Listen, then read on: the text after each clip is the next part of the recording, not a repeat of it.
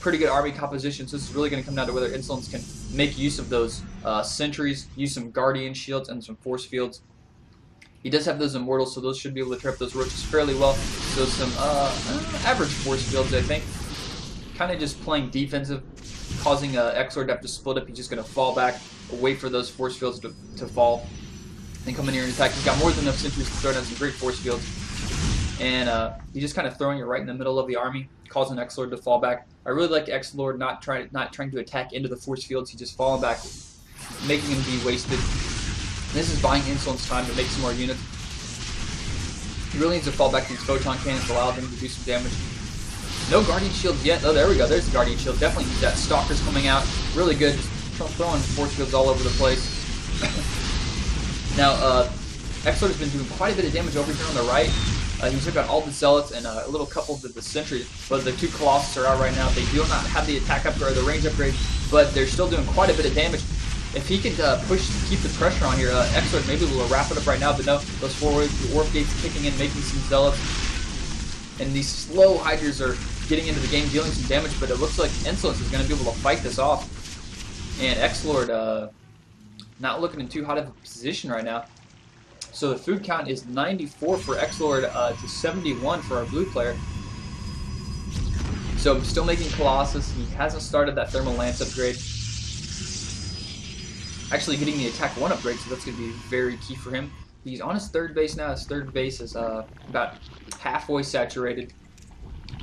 Is very ahead in the harvester count and has a lot more income. And we'll see what kind of transition he goes for. He did throw down that spire, so he's going to be getting those corruptors to deal with those colossus. He definitely saw the colossus. He saw the 2 robo bays, so he knows he's going to be expecting quite a few colossus.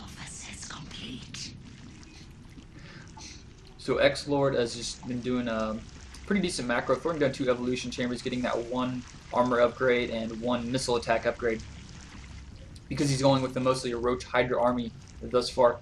And yeah, they're still getting hydras out. Also has that hydra range upgrade, so you're going to get a couple corruptors out. It looks like he's going to have 4, 5, or 6 of them, and actually losing that observer to that overseer, a little bit of a mistake. Now, how many eyes does an overseer actually have? 1, 2, 3, 4, 5, 6? I guess it's 6 eyes. He can see everything. Is there one on the ass? Nope. Huh, he's got a lot of eyes on the thing. So he's seeing all over the place. They weren't kidding with that name. Anyways, so the little zergling up here guarding that, or Zelnaga tower, is quite aware of the attack coming. Thermal lance is just about finished, so it's really good timing on this timing attack. And he's going to come up here and push. And ooh, aTnXLord is not looking too hot. He's got more than enough corruptors, but I think iNsoLence's ground army is a lot stronger. So he's falling back right now, waiting for just another zergling or something. But 12 more zerglings coming out. Those things are going to definitely be key in this fight. But I think this is iNsoLence's game to lose. I think his army composition is much better. There are quite a few corruptors out. Wow, that's a bunch of corruptors. I think he's actually got way too many corruptors for this fight. But we'll see what happens here. It's just going to depend on, ooh, 7 roaches. He's really going to need those. So aTnXLord is actually trying to instigate this fight here on the creep.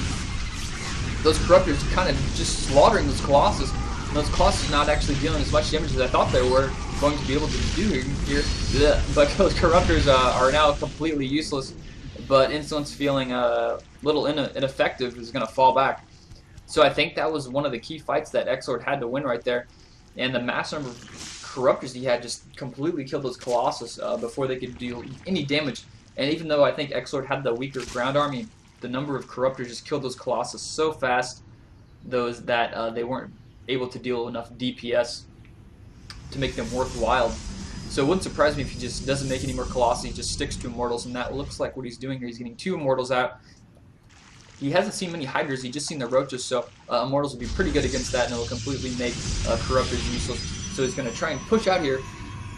I don't know why he's pushing out here. He's going to pick off this pylon, but I don't think he should fight these because corruptors are completely useless right now. They can't deal any damage as there are no flying units except an observer. So, oh, trying to manage to sneak in a little changeling in there, but it died.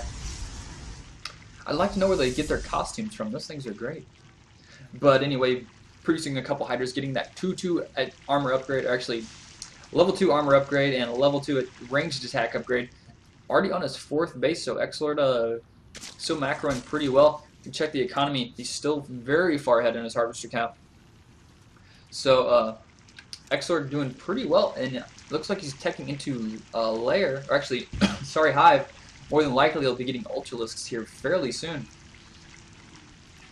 Or maybe even broodlords, considering how many corruptors he has. I think broodlords would be a pretty decent unit to get, maybe even just 2 or 3 of them to fight it off. There's a big attack coming, and XLord, I don't know if he wants to fight this right now. I think he's pulled back, so he's actually, oh, interesting. I didn't know you could corrupt.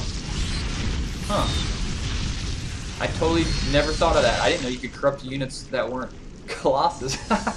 Kind of makes sense though. But yeah, wow. We'll see how much that plays into effect in this fight. But yeah, XLord really needs an army. He's making 24 zerglings, 13 roaches. But there's quite a few stalkers and immortals here. Guardian shield going down, corruption all over the place. Just kind of falling back here, waiting for a couple more immortals and sentries to come up, but a bunch of lings just spawned, and roaches are out, throwing that corruption everywhere. Green goo, whoa, those corruptors are just vomiting all over the place. College all over again, and some very decent force fields. I like the force fields. These lings are trapped in the back, and iNsoLence looks like he's going to get fought off here. There's so many Hydra. These Hydra are really doing so much damage, and just the corruption right there. There's so much corruption there on that fight.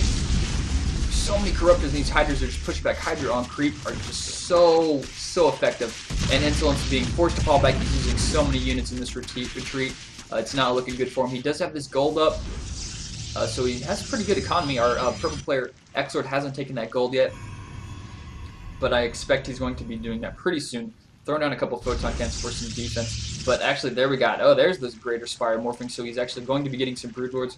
Pretty smart idea considering how many corruptors he actually has, and the limited number of AA iNsoLence is getting. So he has more than enough lings and hydras. I think this is going to be GG here pretty soon for iNsoLence. So attacking up in there, some force fields in the back, keeping those hydras out of the game. Very good force fields. But even the lings are doing quite a bit of damage. And just trying to fight it off, just staying back by these photon cannons. He really needs to back up just a little bit more so these photon cannons can actually attack. Those hydras are just dealing so much damage. Some immortals being rallied in, and they're getting picked off. Even whooping some zealots here in the front just to tank some damage while they're trying to whoop in. Dying all over the place, and it looks like, oh no, iNsoLence is going to have to GG here pretty soon. And that greater spire is almost finished. We're going to have some broodlords morph in here in a second. And it looks like he's going to try and sneak his probes out of here. He doesn't have another expo to fall them back to, except for this one. That one's almost mined out. And then iNsoLence says, Gladzum Blitch.